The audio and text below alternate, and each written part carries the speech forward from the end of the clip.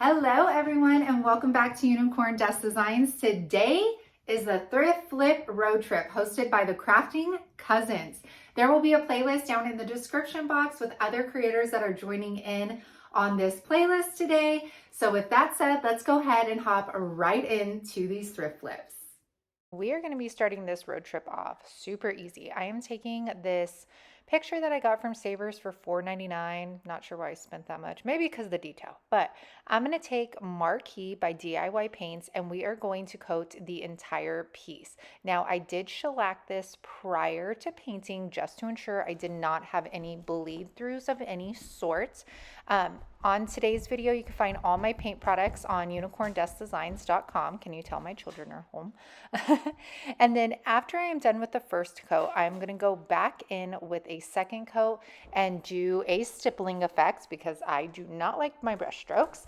And then we are going to come in with a baby wipe and do some wet distressing.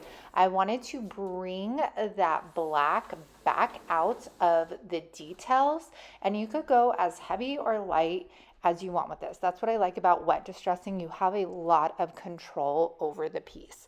So after I'm done with that, we are going to put a transfer on. And right when I put the transfer on, you guys, I already know what's going to happen. And like I've said before, it is so hit or miss. A lot of times I could just paint and put a transfer on and I'm good to go.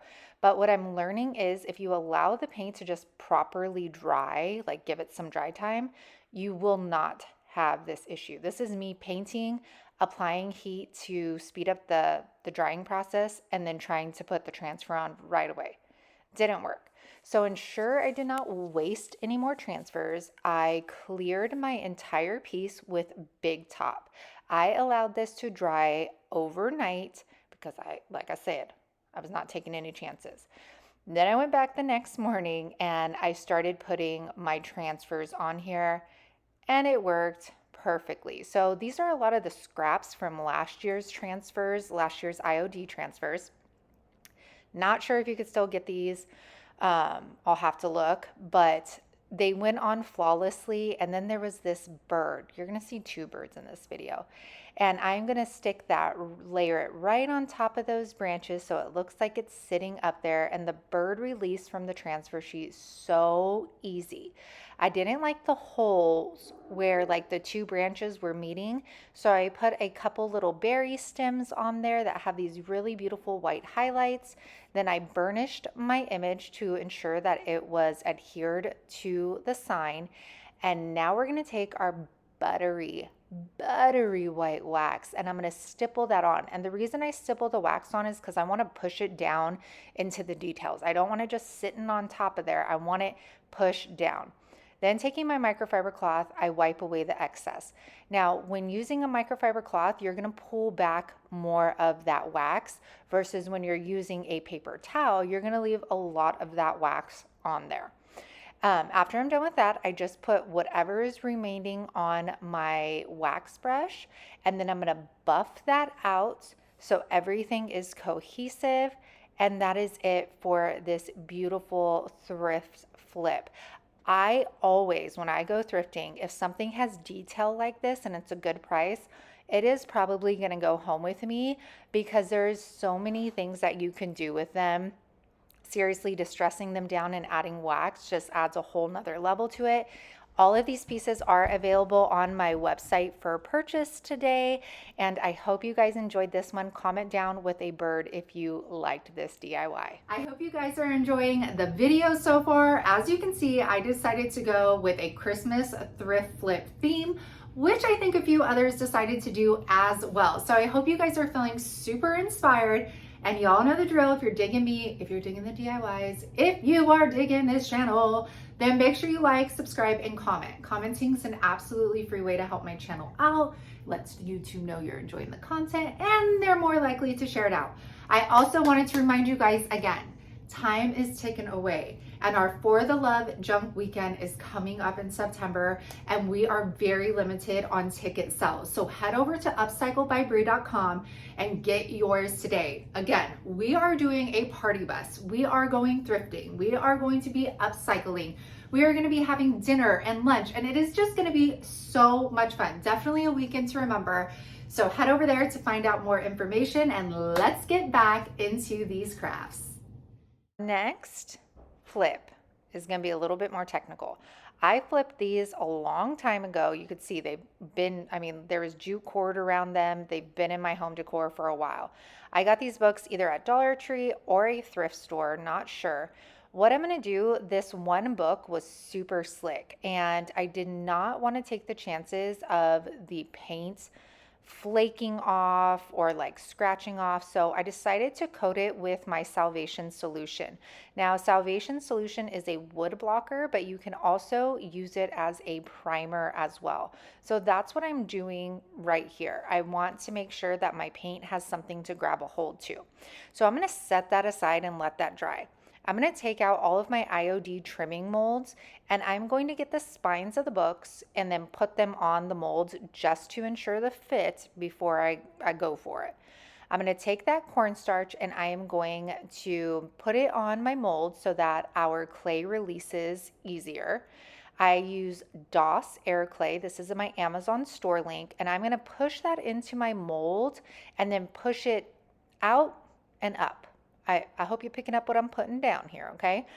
I am going to do this 3 times, and I'm going to release it. You just bend that mold back. Look at how beautiful. And these IOD molds are made to make your life easy. Do you see how it's missing a piece right there? And no fear, y'all. What I'm going to do is I'm going to adhere my mold first with some Titebond Quick and Thick. This is a great way to attach any of your molds. It is my go-to now. And then I'm going to get my mold and I'm going to flip it back over onto the spine of my book, making sure my placement is where it needs to be. I'm going to cut off just that little bit that's sticking off the book. Then I'm going to grab my molds again, and I'm just putting that clay right at the tip, the only part that we need. And then I'm going to set it in there. You see how it just fits? It's made to fit, and all of them are made to connect. That's what I love about these molds. So I'm going to let that set up, and then I just wanted to show you a second one that I do. So I just cut off the end of this one and then add it to the top right there. So that worked out perfectly as well. Now I'm going to go ahead and glue everything together. Sorry, you guys, it is summer break and my kids are home. All 3 of the books are drying. I'm going to take this frame that I had made with some resin. This is when I thought I was going to do like 20 magnets, and I did 3 and I was done. And I am going to take Fancy Farm Girl. Christmas in July, I'm definitely playing around with the greens because DIY paints have quite a few greens in the collection. So I'm just seeing what kind of green I love and I'm going to use when we really go hard into Christmas decor. But the Fancy Farm Girl is a great choice for a Christmas green. After we're done with that, we're going to get our books, and I like to paint just a little bit of the inside cover and then the back of the book. And I do this because, you know, if you stand a book up, you see that little bit of the front and the back of the book. So I am going to make sure that I cover all of that up, and I'll do the same thing on every book. I'm using Fancy Farm Girl, Marquee, and I'm also going to use Sandy Blonde for this book trio. Now I'm taking a chippy brush, and I'm doing the chippy brush because it has those bristles that could get into all of the details. And I'm going to do that on the spines of the books, and then I'm going to go in with my synthetic folk art paintbrush. I just get these at Walmart, and I'm going to do the fronts and the back of the book as well. Now you don't have to do the back or the top of every book, because when you think about it, the middle, you're not going to see it. So you just want to paint really the parts that are showing. And then I quickly wanted to show you the red. The Salvation solution worked great. The paint was clinging to this book and I didn't have any issues. Now we're going to put the book back together. So I like to glue the front and the back page to the hardback. That way you don't see that ugly mess that I made on the inside. I'm going to put the glue on the top of the red book and set our sandy blonde one right up top, and then I just make sure everything is stacked nice and evenly. I will repeat the process of gluing the pages, and then I will stack the top book, which is our fancy farm girl. You're gonna let this set up. This glue is absolutely amazing, you guys. It holds up, let me tell you. So now I'm going to, you guys, this is when I thought I used aviary and then realized I used fancy farm girl, but don't worry, this clay-based paint is so pigmented that all I had to do was another coat and it covered it up. I couldn't stand the brush strokes. I just did like strokes of paint for the first layer. I couldn't do it, so I ended up going back in and stippling. Now I'm going to attach the frame, again, using Quick and Thick. I'm going to line that up. Look at how gorgeous. I am going to take an image that I got from graphicsfairy.com, which I guess I will show in a minute. I am clearing the entire book with Big Top. And we are going to do the front, the back, the sides. I'm even going to do the entire frame. And I chose to use Big Top because one, I wanted to wipe back my wax a little easier. And then two, I just wanted to make it more durable. So I chose the harder finish instead of clearing it with wax. Now I'm going to take my image that I got from graphicsfairy.com. I saw this vintage Christmas cat and I knew right away it had to be on this book. So I scaled it down in my silhouette program. You do not need a silhouette to use the program. And then, sorry about my big forehead. And then I'm going to use some liquid patina. And I just put a coat on the bottom and then a coat on top. I used just a little bit of that liquid patina. A little bit goes a long way. I smooth that down and then I'm going to dip my brush back in and do a coat on top of the entire image to ensure that I've sealed everything in there. And all I did was print this on tissue paper, you guys. That's all it is. Now that that is dry, I am taking our DIY dark wax with a chippy brush and I am pushing that wax into all of the beautiful details. You guys, the spines of these books are absolutely gorgeous. Like, I want to do this to everything. You guys, if you're new to my channel, I love books. So, this is Gorga. So I put it on. Then I'm going to take a microfiber cloth because I want to take more of that wax off and just leave it. You see how it just goes right into the beautiful details and makes it pop? Yes, ma'am. Okay, now we are going to go to the frame and I am going to push that wax into that frame because it has so many tiny details. And then I'm going to buff that dark wax around the frame of the book. I'm going to wipe the frame off with the microfiber cloth. But once I get to the actual top of the book, I end up grabbing a paper towel and buffing it out because I wanted to leave a lot of that dark wax on there. The microfiber cloth was taking off too much of it. So once I am finished with that, you guys, it just wouldn't be one of my videos if I did not add gold wax to something. So I chose to only do it on the frame so that it really pops. I did not do it on the spines of the books. But you guys, this book stack, I hope it was worth the long tutorial because this is one of my favorites. It probably will be my favorite for any of my Christmas DIYs this year. And that cat photo from Graphics Fairy, oh my gosh. And look at the detail. Yep, let's have a moment of silence. It's gorgeous. All right, here is a look at the final product. The Fancy Farm Girl, I have to say, the Fancy Farm Girl Sandy Blonde and Marquee are gorgeous. If you are not a fan of like the bright red and white and green, this color combo is gonna be your jam. That sandy blonde, at first I thought I was gonna use faded burlap, but I'm so glad I didn't because that color combo looks gorgeous together. Definitely a more vintage, sultry look, and I love it. Comment down below with a book stack if you enjoyed this one as well. All right. This one is very easy peasy. I am taking this old bowl, and y'all, I love thrifted things because you can only imagine the story behind them. Like, this bowl was used. The image on it is completely gone. You could see remnants of the gold on it, and it just makes you think like whoever had this must have loved it and used it all the time.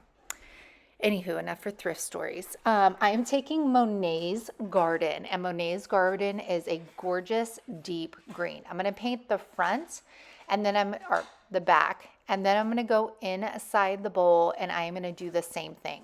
I'm using the Little Dipper brush. I should be restocked by next week, you guys. Sorry about that. And then you can see how beautiful it is when Monet's Garden dries down. It's gorgeous either way. After I'm done with this, I'm going to do the back of the bowl with Big Top first. And then after that dries, I'm going to flip our bowl on over. And before I apply the Big Top to it, I'm going to apply our transfer. So this was another transfer from last year. IOD has not come out with anything new yet, so I promise it's not new. And I'm going to lay that down and I'm going to push down and pull up on that transfer sheet, and it released so very easy. Transfers, you guys, definitely are something that make DIYing just easy, and they add such a statement to a piece. After I'm done, I did burnish that down. I'm going to add Big Top, and then I am going to go in with gold wax. And I chose to do this because the original bowl had that gold finish on it with all of these details, and I just wanted to bring that back to this piece. So I started out with the trim, and then I went in and gave it a very soft coat of the gold to make those details pop again. And at first I wasn't going to do it, but I'm glad I did. So you could see it's just like a soft shimmer of it, and it really allows those details to come back to life, where when it was just the green, you couldn't really see them. So this was a very quick, I think this bowl was $2.99 flip for Christmas. So if you have these old items sitting in your stash, or you go to a thrift store or garage sale next time, pick it up and you can make yourself a beautiful decorative bowl for Christmas or just everyday decor as well. You guys, I hope you enjoyed this video. Make sure to check the thrift flip road trip playlist down in the description box to check out all the creators that joined in today's video. And I appreciate y'all always being here, and I will see you soon. Bye. Nothing? You could sit, honey, but you need to be quiet so I can record these, okay? So I'm not finished yet. Hey, Mom. What? After you're done with that, you know, like the drawings that I have of Pokemon? Okay. Can you put one after you're done with this? Yes, I can. I'll say what the video's about, all of that stuff. Have you been doing this for a while? I have. Oh. Do I want to say that it was Christmas, though? That they're Christmas, Dark Flips?